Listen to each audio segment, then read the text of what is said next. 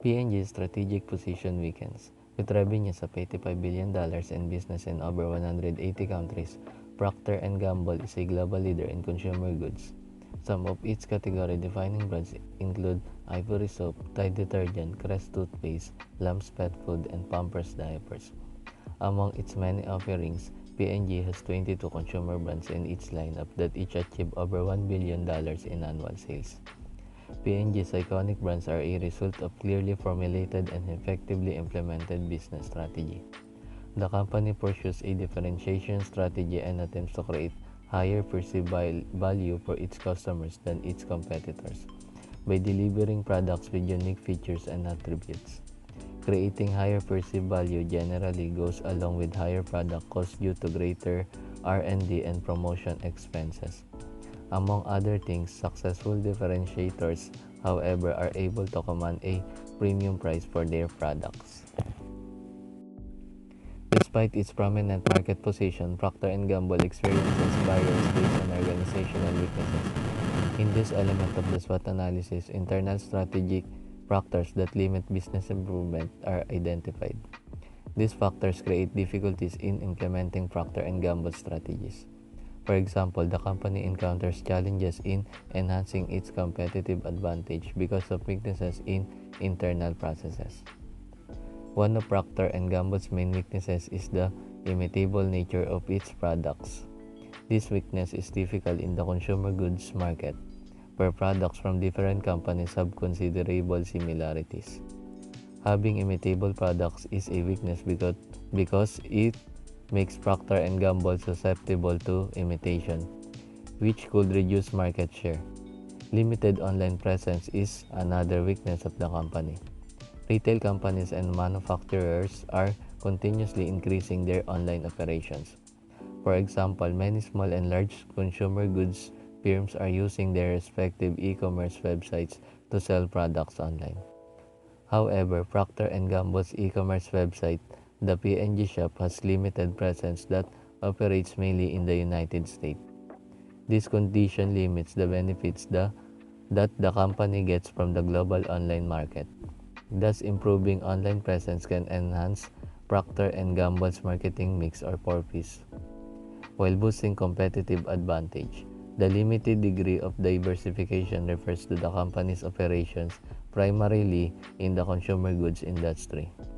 This condition makes Procter & Gamble highly dependent on the consumer goods market.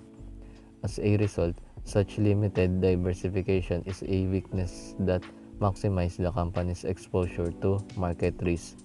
In this element of the SWOT analysis of Procter & Gamble, strategic reform for e-commerce product development and business diversification are emphasized. Business level strategy. How to compete for advantage. Business level strategy details the goal-directed actions managers take in their quest for competitive advantage when competing in a single product market. It may involve a single product or a group of similar products that use the same distribution channel. It concerns the broad questions: how should we compete? To formulate an appropriate business level strategy, managers must answer the who, what, why, and how questions of competition. Who, which customers segments will we serve? What customers' needs, wishes, and desires will we satisfy? Why do we want to satisfy them? How will we satisfy our customers' needs? A business level strategy definition can be summarized as a detailed outline which incorporates a company's policies, goals, and actions with the focus on being how to deliver value to customers while maintaining a competitive advantage. For example, your corporate level strategy was to increase market share. Your business level strategy might be broaden exposure, increase marketing budget, improve quality.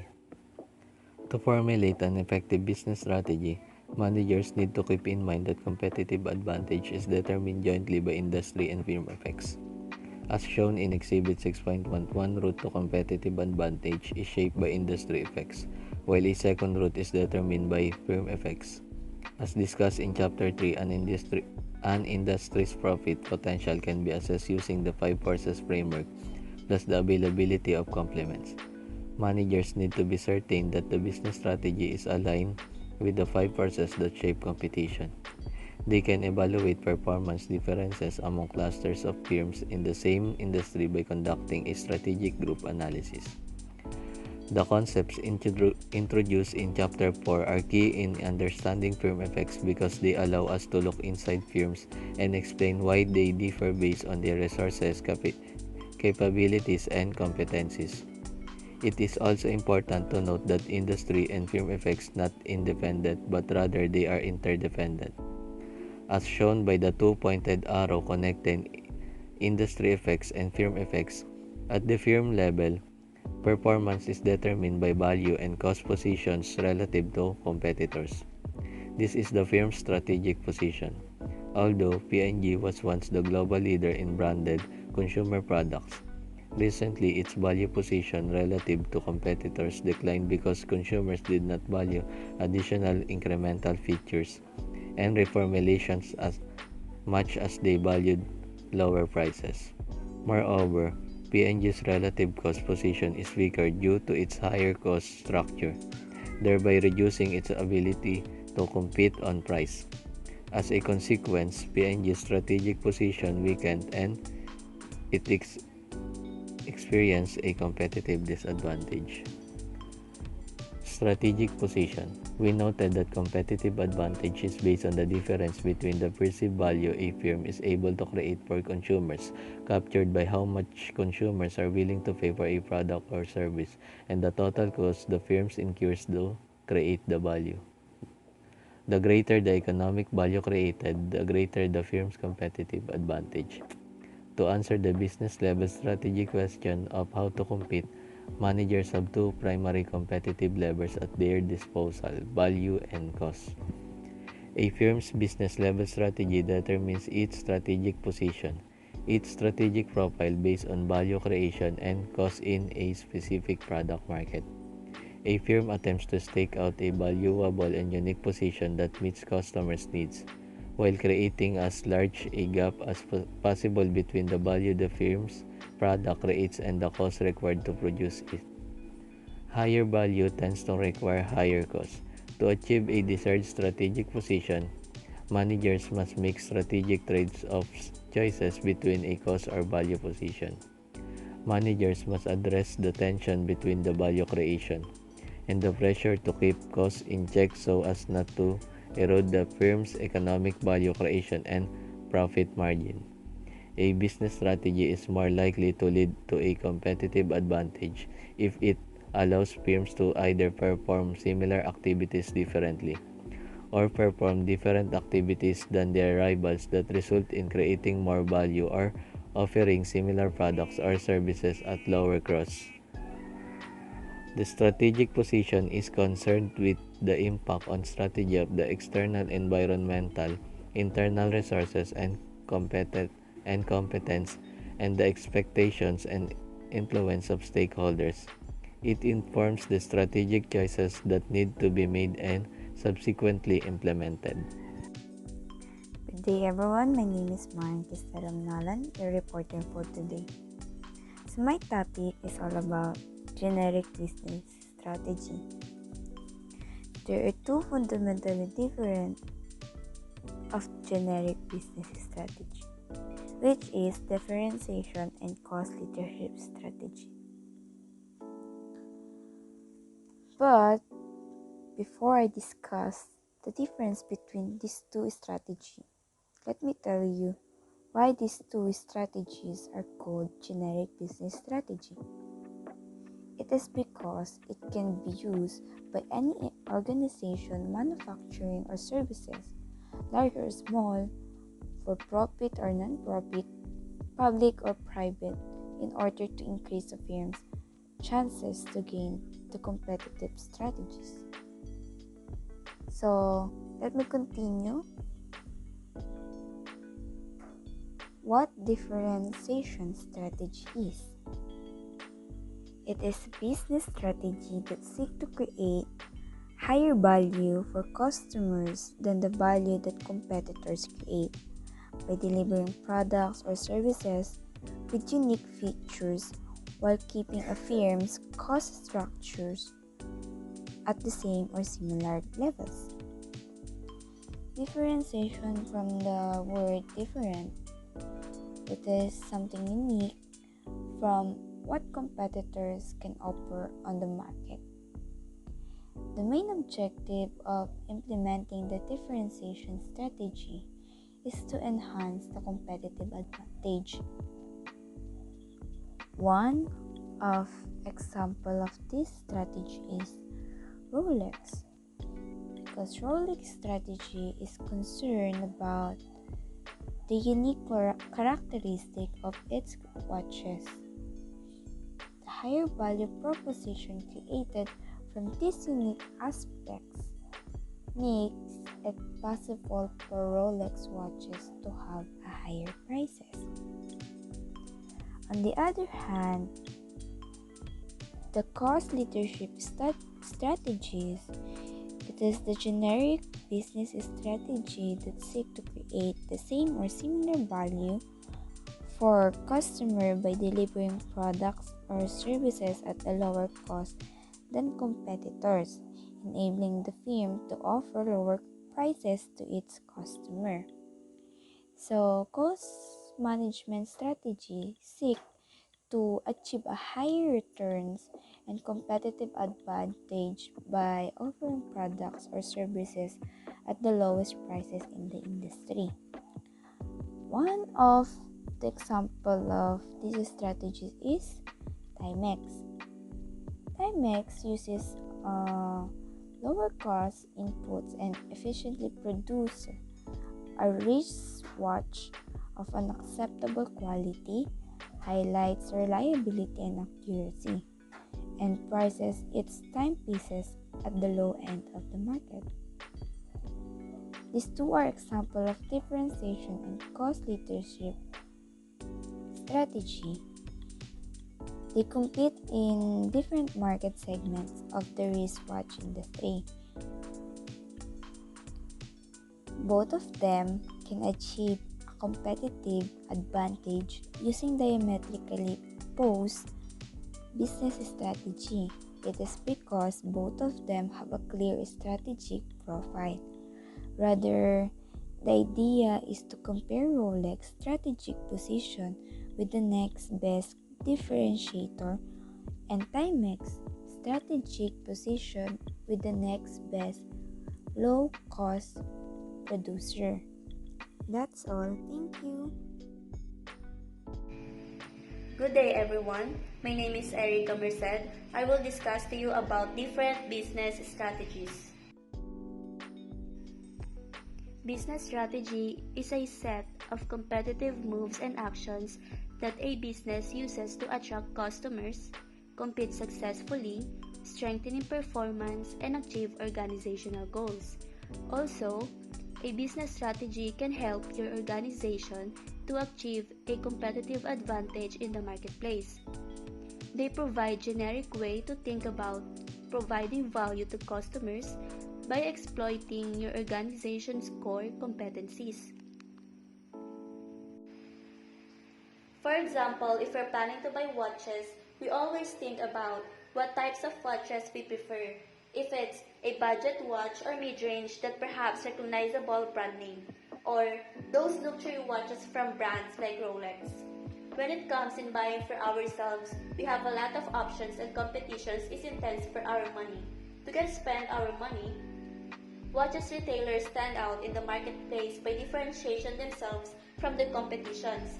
And one way to think about how we differentiate ourselves is in terms of business level strategies. Now, one retailer might seek to minimize costs passing theirs one to you, another might try a strong brand that stands for something we identify with.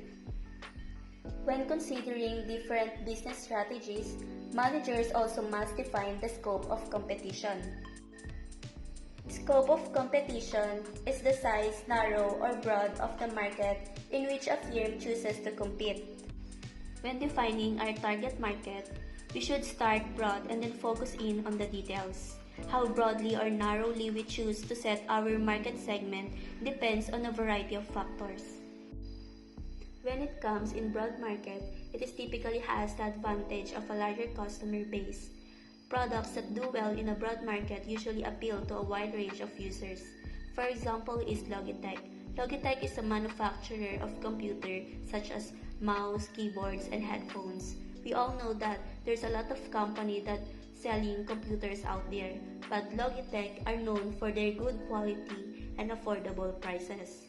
These qualities have shaped Logitech into a household name, with many computer users buying their products. Nearly everybody needs computer from time to time. Usually, those students who are taking their online classes. And Logitech offers an affordable product with a trusted name.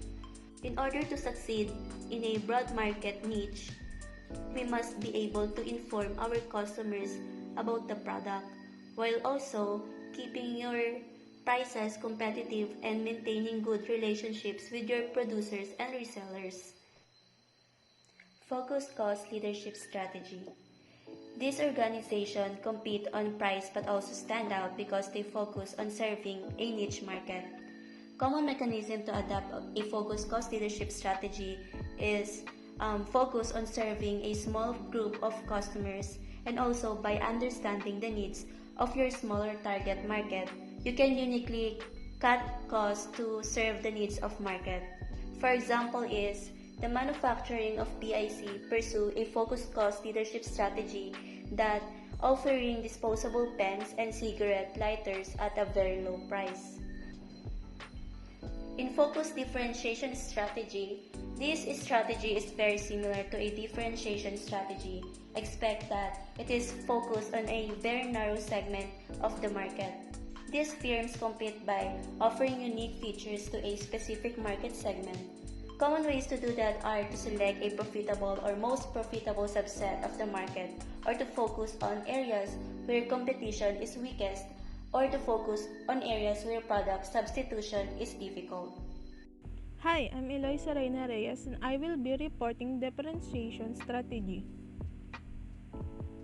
The goal of a generic differentiation strategy is to add unique features that will increase the perceived value of goods and services in the minds of the consumers so they are willing to pay a higher price. In simple words, differentiation strategy is providing customers with something unique, different, and distinct from items their competitors may offer in the marketplace. The objective of implementing this strategy is to increase competitive advantage. In this graph, as you can see in panel A, that firm B, a differentiator, achieved a competitive advantage over firm A. Firm B not only offers greater value than firm A, but also achieves the same cost as firm A. But firm B fails to achieve higher value. While in panel B, in both situations, firm B's value is greater than firm A. Therefore, firm B achieves a competitive advantage because of its higher value, which allowed to change a premium price. Value drivers are anything that can be added to a product or services that will increase its value to consumers, like product features, customer service, and complements. Product features. One of the obvious but most important levers that managers can adjust are the product features and attributes, thereby increasing the perceived value of the product or service offering. Adding unique product features allow firms to turn commodity products into differentiated products commanding a premium price. For example, luxury car like BMW follows differentiation strategy. It has a strong reputation for superior engineering built throughout decade. As a result, BMW M3, a sport coupe, comes with many more performance features than regular sedans. Next is customer service. Managers can increase the perceived value of their firm's product or service offerings by focusing on customer service and responsiveness. One of its example is Zappos. Online retailer Zappos earned a reputation for superior customer services by offering free shipping both ways to consumers and returns. Zappos does not outsource its customer service. Instead, they encourage to build relationship of trust with each individual customers. Competitor took notice too. Amazon bought Zappos for over $1 billion. And that's all. Thank you for listening. Hi guys, my name is Ejan B. Peñapil, and we will continue the discussion. Complements. When studying industry analysis in Chapter 3, we identified the availability of complements as an important force determining the profit potential of an industry. Complements add value to a product or service when they are consumed in tandem. Finding complements, therefore, is an important task for manager in their quest to enhance the value of their offerings. The introduction of AT&T Uverse is a recent example of managers leveraging complements to increase the perceived value of service offerings. AT&T's Uverse service bundle high-speed internet access, phone, and TV services. Service bundle can be further enhanced by DVR capabilities that allows users to post live TV, to record up to 4 live TV shows at once, and to access video on demand. A DVR by itself is not very valuable, but included as a free add-on to subscriber, it turns into a complement that significantly enhances the perceived value of the service bundle. Leveraging complementary products allowed AT&T to break into the highly competitive television service market, significantly enhancing the value of its service offerings. By choosing the differentiation strategy as the strategic position for a product, managers focus their attention on adding value to the product through its unique features that respond to customers' preferences. Customer service during and after the sale, or an effective marketing campaign that communicates the value of the product's features to the target market. Although this positioning involves increased costs, for example, higher quality inputs or innovative research and development activities, customers will be willing to pay premium price for the product or service that satisfy their needs and preferences. In the next section, we will discuss how managers formulate a cost leadership strategy. Cost leadership strategy. Understanding cost drivers. The goal of a cost leadership strategy is to reduce the firm's cost below that of its competitors while offering adequate value. The cost leader, as the name implies, focuses its attention and resources on reducing the cost to manufacture a product or deliver service in order to offer lower price to its customers. The cost leader optimizes all of its value chain activities to achieve a low cost position. Although taking out the lowest cost position in the industry is the overriding strategic objective, cost leader still needs to offer products and services of acceptable value.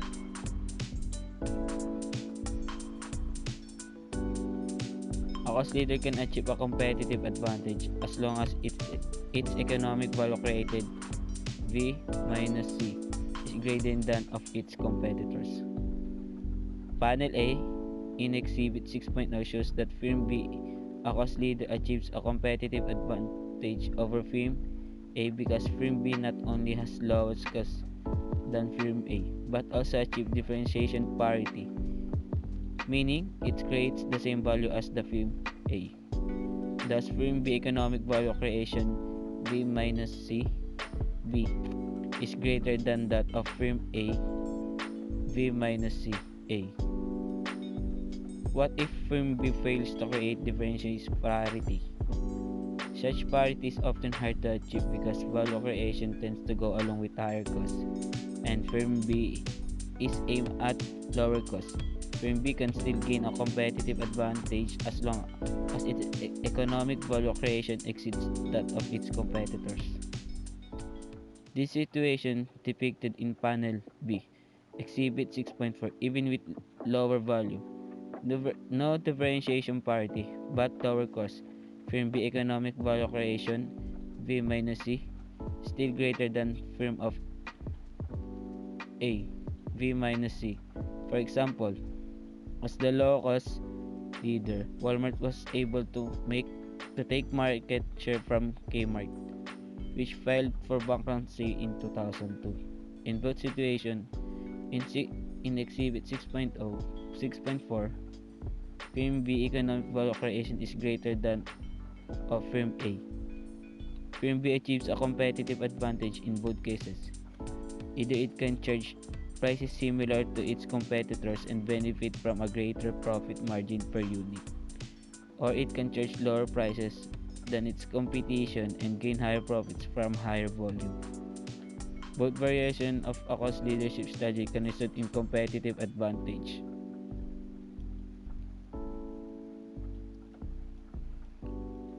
Now we will tackle about strategy highlight 6.2. Ryan earn lower costs than the low cost leader. Although companies successful at cost leadership must excel at controlling costs, this doesn't mean they can neglect value creation. Kia signals the quality of its car with 5-year 60,000 mile warranty, one for the more generous warranties in the industry. Walmart offers products of acceptable quality, including many brand name products. Within the airline industry, strategy highlight 6.2 shows how Ryanair has been able to devise and implement a cost leadership strategy. The most important cost drivers that managers can manipulate to keep their costs low are cost of input factors, economies of scale, learning curve effects, experience curve effects. However, this is only a starting point. Managers may consider other cost drivers depending on the unique situation. And last, cost, cost of in cost of input factors. One of the most basic advantage a firm can have over its rival is access to lower costs. Input factors such as raw materials, capital, labor, and IT services. The South African company De Beers has long held a very strong position in the market for diamonds because it tightly controls the supply of raw materials. The aluminum producer Alcoa has access to lower cost bauxite mines in the United States, which supply a key ingredient for aluminum. GE, through its GE Capital division, has a lower cost of capital than other industrial conglomerates such as Siemens, Philips, or ABB. To lower labor costs for some types of tasks, some companies outsource certain activities to India, known for its low cost IT and accounting services, call centers, and medical image reading. That's all. Thank you. Good day everyone, I'm Maria Paula Natividad and I'm going to discuss about economies of scale and this is economies of scale. Economies of scale. Firms with greater market share might be in position to reap economies of scale, decreases in cost per unit as output increases.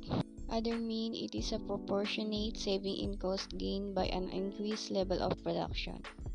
This happens because costs are spread over a larger number of goods. Economies of scale allow firms to spread their fixed costs over a larger output. This happens because costs are spread over a larger number of goods. Costs can be both fixed and variable. Next is employ specialized systems and equipment. So this is because workers would be better qualified for a specific job and would no longer be spending extra time learning to do work that's not within their specialization. Next is take advantage of certain physical properties like big box stores can stock more merchandise and handle inventory efficiently. So this is the graph of economies of scale, minimum efficient scale, and these economies of scale. So the U-shaped function drawn tangent to the various short-run cost curves represent the long-run average cost curve and illustrates the concept of economies of scale. An important point of graph is that long-run average cost curve is U-shaped because of the phenomenon known as economies of scale. Next is diseconomies of scale. Increases in cost as output increases. Economies of scale are cost advantages reaped by companies when production becomes efficient. Companies can achieve economies of scale by increasing production and lowering costs. For example, Walmart's everyday low prices are due to its huge buying power. Managerial economies of scale occur when large firms can afford specialists. They more effectively manage particular areas of the company. Next is learning curve. Learning curve were the first document aircraft in manufacturing as the United States ramped up production in the 1930s prior to its entry into World War II. Learning curve, the rate of a person's progress in gaining experience or new skills. An example of where a learning curve can be applied could be a measurable task like a factory worker learning to operate a new machine that requires specific, repeatable steps. As the worker learns to operate the machine following the procedural steps, he becomes faster and more proficient at using it. Every time production was doubled, the per unit cost dropped by a predictable and constant rate. Next is gaining competitive advantage through leveraging learning and experience curve effects. From A to B, it is economies of learning. However, this differs from economies of scale because economies of learning do not stop at a certain level. They keep on improving efficiency. A classic example of this which is often cited is Japan's market leadership from the 1980s and technology-intensive goods such as TVs and audio equipment. Next is firm B2C, it is process innovation. One of the most famous and groundbreaking examples of process innovation is Henry Ford's invention of the world's first moving assembly line. This process changed not only simplified vehicles assembly but shortened the time necessary to produce a single vehicle from 12 hours to 90 minutes. The last firm C2D is experience. Another example is email accounts. The more there are, the more efficient the network is. The lower everyone's cost per utility of using it. Shared experience effects. Experience curves effects are reinforced when two or more products share a common activity or resource. There are some important differences between economies of scale and learning effects. Learning effects occur over time as output is accumulated, while economies of scale are captured at one point in time when output is increased. Some production processes effect from economies of scale can be quite significant, while learning effects are minimal.